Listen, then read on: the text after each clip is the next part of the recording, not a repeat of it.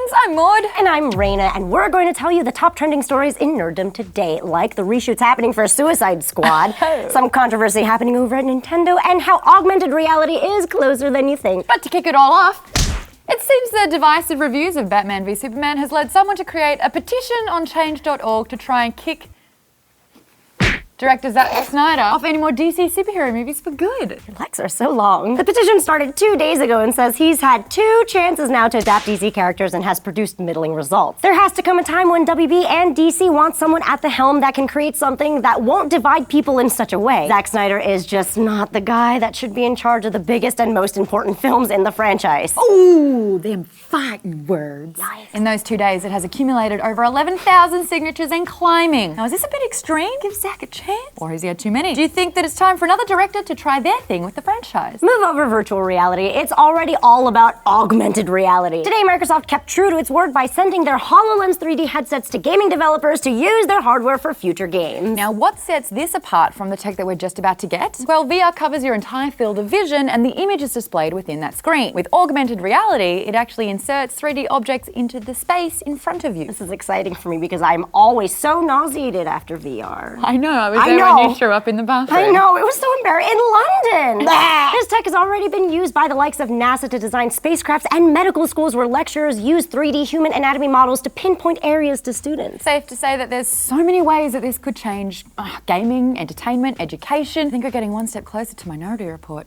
Sign me up. Moving on, let's talk controversy. Nintendo employee Allison Rapp has been terminated from her position, and it is way weirder than you can imagine. Since it's a pretty messy subject matter, we're gonna walk you through what we know. Now, Rapp was a marketing employee at Nintendo Treehouse. This is a division that translates and localizes games from Japan to other westernized countries. But since she's a marketing representative, she has no control over what ends up in the Western version of the games. However, Rapp has been targeted and attacked on social media for a number of reasons since last fall that involves her employment with Nintendo. Oh, internet. Namely, she was blamed as being the reason certain sexualized elements in the Nintendo games were changed when being localized to other countries. Now, those certain sexualized elements centered mainly around Xenoblade Chronicle X's avatar customization mode, which enables the player to change the breast size of a young teenage girl. Now, our guess is that Nintendo assumed that Western audiences would be less permissive of that feature and opted it out of the game altogether. I personally think that's the right thing to do. As somebody who is fully Japanese living in the US, I get Japanese culture. That shit is weird, man. And a lot of that stuff maybe shouldn't make its way over here. It's very different. Super different.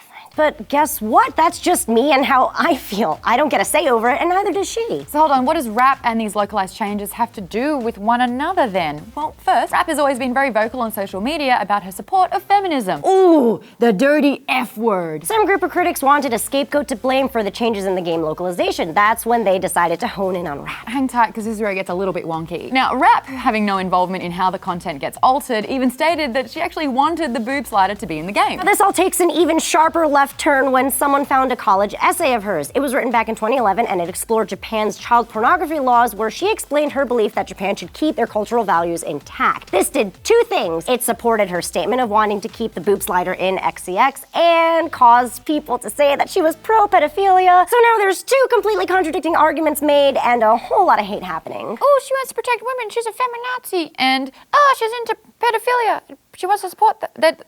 What?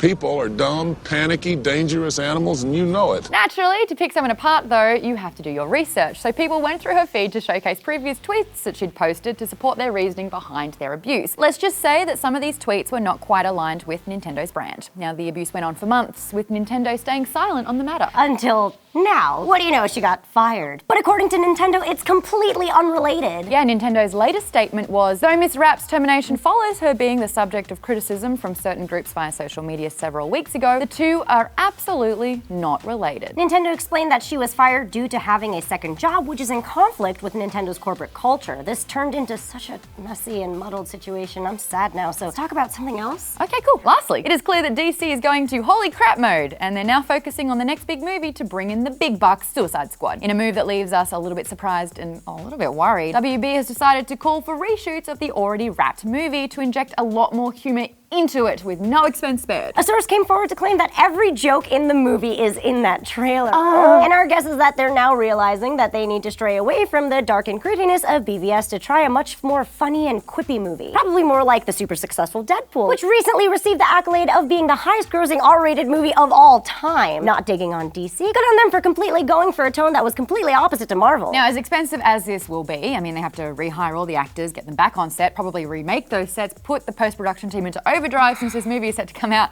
this August. It is good that Warner Brothers is taking an active approach to make sure that this is the best film that they are capable of making. But what do you think? Do you think this is smart of DC? Or is it leaving you a tad suspicious? Will you be signing the petition to boot Zack Snyder off Justice League? So mean. Or are you all for the next chapters that DC has coming in their slate? Not necessarily. Or fuck all the DC Marvel fangirl and fanboy bullshit. We just want to see a good movie?